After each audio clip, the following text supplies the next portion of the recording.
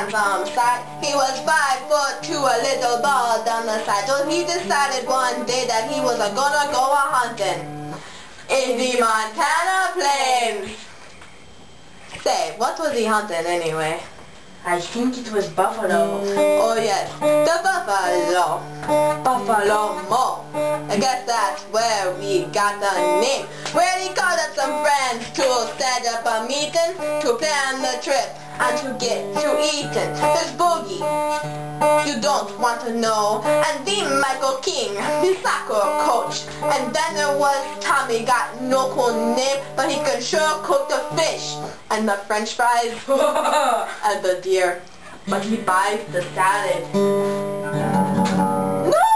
That ain't right, man. No, she make it.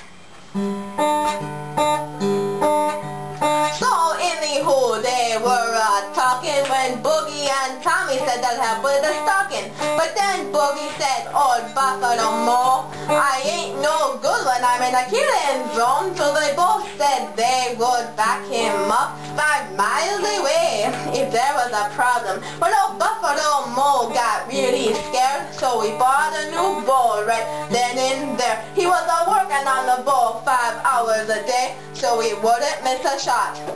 So it wasn't too late. You got the practice, dude. Well, they drove out to Montana in the big old bus. Then when they set up the campsite, there was a big gust. So it blew down a tent. Then that whole day, they were picking up remains. Well, then the next morning, they were finally organized, so they got to a stalking that very day.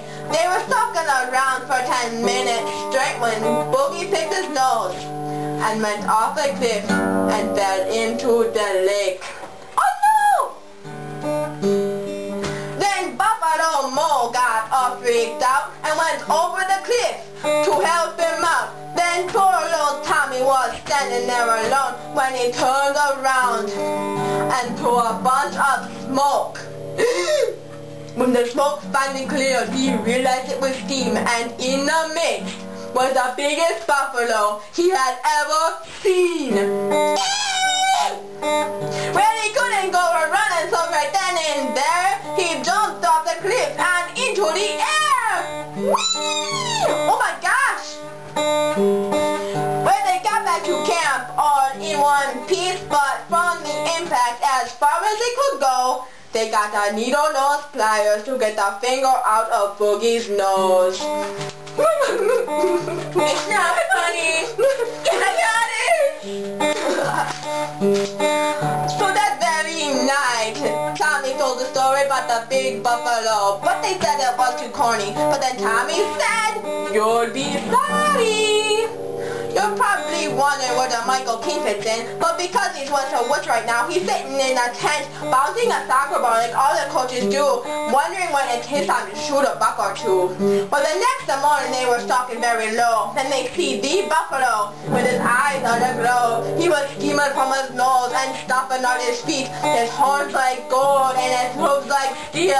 And he was so scary, Buffalo Mo gave a little squeal.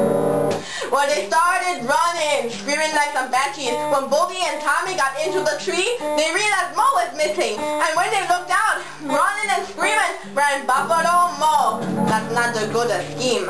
First, the buffalo tore up his pants, and to the guy's surprise, he had camel underpants.